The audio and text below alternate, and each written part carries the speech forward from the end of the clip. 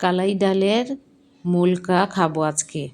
আমার কিছু বান্ধবী গ্রুপ এসেছে, সবাই মিলে একসাথে এই মুলকাটা খাবো। সাথে ভর্তাও করা হয়েছে, ভর্তা দিয়ে এই মুলকা খাবো। তো মুলকা খুবই মজা লাগে মুলকাটা খেতে। মুলকা বানানোর উপকরণ হচ্ছে, আমি কালার ডাল নিয়েছি গুঁড়া করা।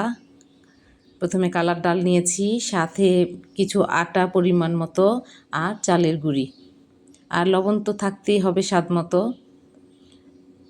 তো এটা পানি দিয়ে মিক্সড করে একটু ডোটা পাতলা করে নিয়েছি।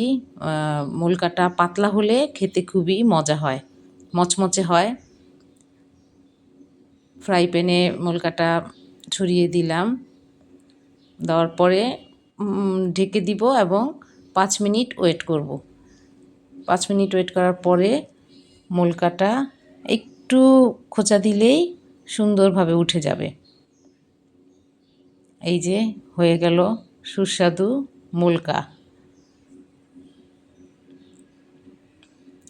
মুলকার সাথে ভর্তা দিয়ে খাবো।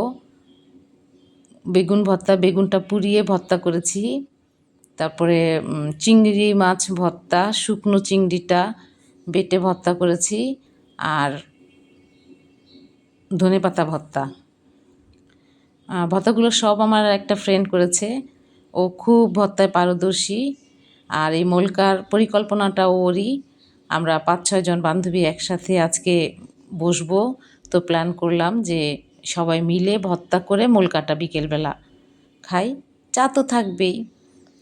তো এই যে বেগুন ভর্তা হাতে ডলে এক বান্ধবী করলো, আর পাটায় পিষে আরেক বান্ধবী চিংড়ি ভর্তা আর ধনেপাতা ভর্তা করলো। তো সবাই একসাথে বসলাম। আমাদের জন্য সবাই দোয়া করবেন, আমাদের বান্ধবী গ্রুপটা খুবই ভালো।